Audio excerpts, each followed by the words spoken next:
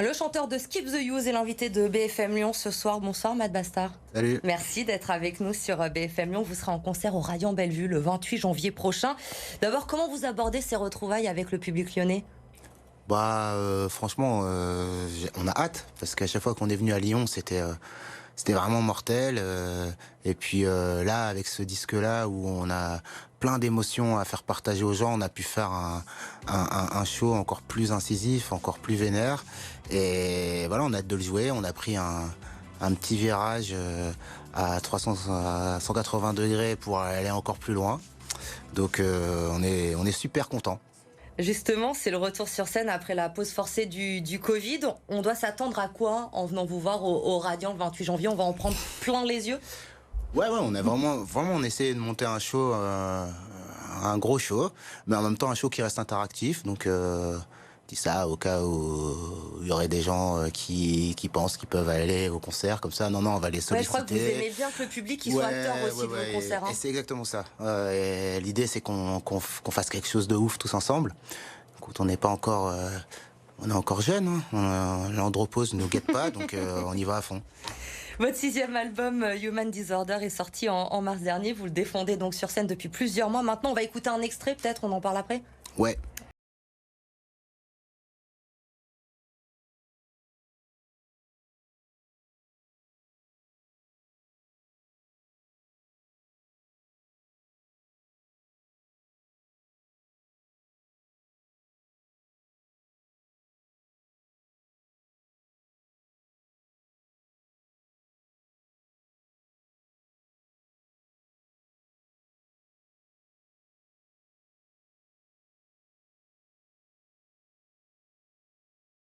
The One Two, extrait donc de Human Disorder. Il est né comment cet album ?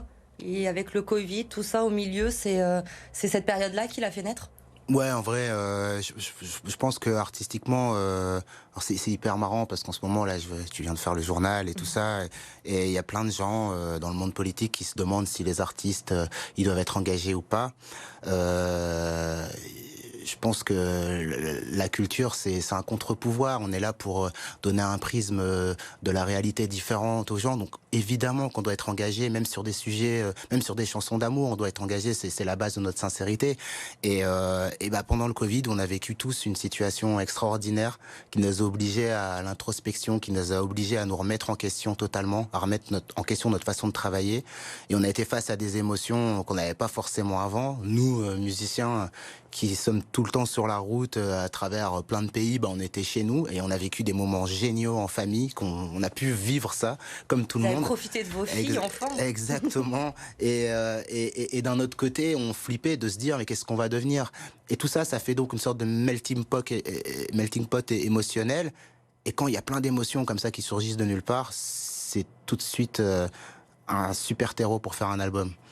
Vous parlez de l'actualité, des artistes engagés. Comment justement vous jugez aujourd'hui le monde dans lequel on est, ce monde après Covid ? Il vous inspire ? Il y a des thèmes qui vous donnent envie d'écrire aujourd'hui dans l'actualité ?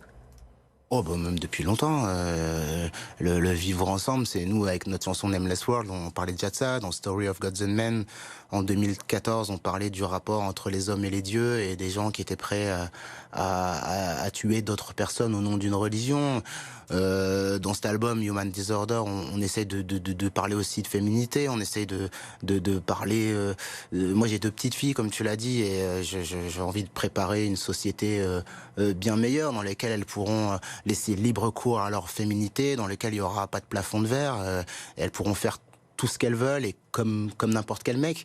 Et voilà, il y a plein de sujets divers et variés, puis aussi des choses qui sont peut-être plus légères que ce que je viens d'évoquer, mais qui sont aussi importants. Les rapports humains, l'importance, on parlait tout à l'heure des concerts, de la réalité de croiser le regard de quelqu'un réel, que c'est pas à travers une plateforme, c'est pas à travers un réseau social, c'est des gens qui sont là face à toi. Et ce qu'on va faire au Radiant à Lyon, on l'aura pas fait à Lille et on le fera pas à Paris. Ce sera cette soirée, ce sera à nous. Et aussi savoir profiter de ces instants privilégiés qu'on a. Vous parlez de ces thèmes différents dans ce dernier album. Il y a aussi une sonorité. Évidemment, Skip the Use, c'est un groupe de rock. Mais ce qu'on retrouve aussi sur chaque album, c'est d'autres ambiances, d'autres influences. Vous allez aussi chercher un peu votre inspiration dans d'autres styles. On a utilisé beaucoup de kazoo dans l'album. Non, c'est pas vrai. Euh, ouais, en vrai, moi je viens de musique électronique. Avec ma femme, on fait de la techno.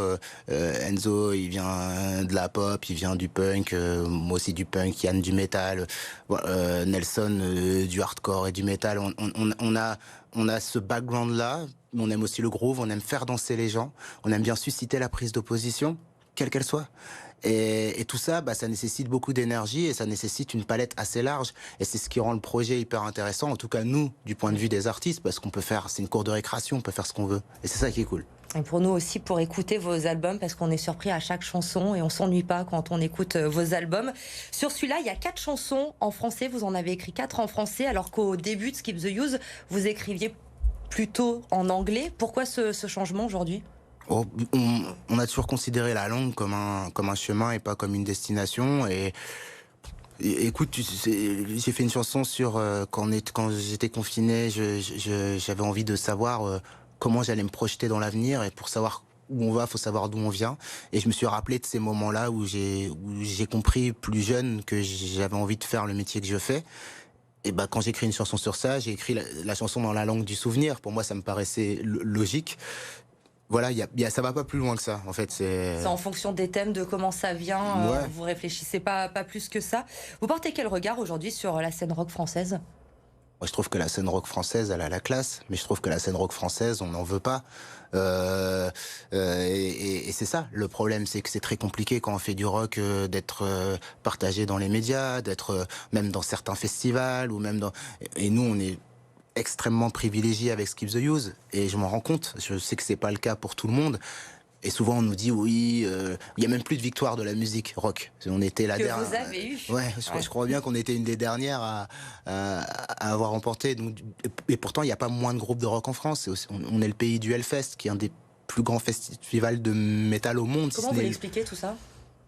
C'est politique. Je pense qu'on a vraiment tout fait, favorisé à coup de loi, à coup de système, pour qu'il y ait de plus en plus de variétés urbaines, comme on dit maintenant. Et parce que ça permet aux gens de rester dans un truc un peu léger et de pas susciter la prise de position. Si les gens prennent pas position, alors ils sont plus contrôlables. Et s'ils sont plus contrôlables, ils sont pas chiants.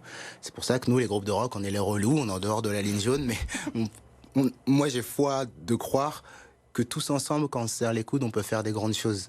Et comme je l'ai dit, la musique, c'est un contre-pouvoir et j'ai à cœur de l'exercer.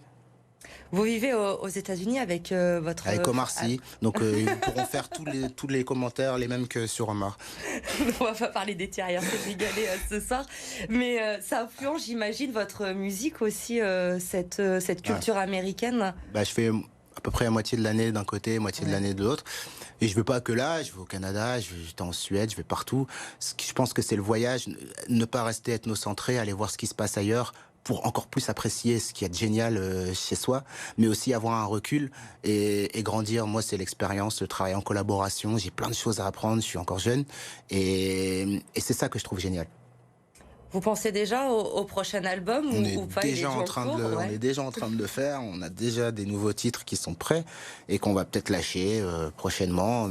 C'est incessant et c'est ça qui est cool. On est vraiment dans une phase de dynamique au niveau du groupe.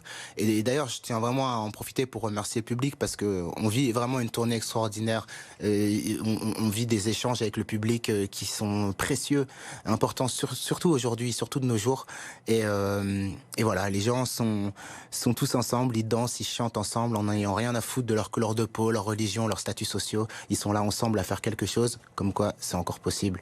Et le public lyonnais sera au rendez-vous, c'est sûr, Matt, le 28 janvier au Radiant Bellevue pour vous applaudir. Merci beaucoup d'être passé par BFM Lyon pour nous en parler. Et on vous retrouve donc au Radiant Bellevue le 28 janvier.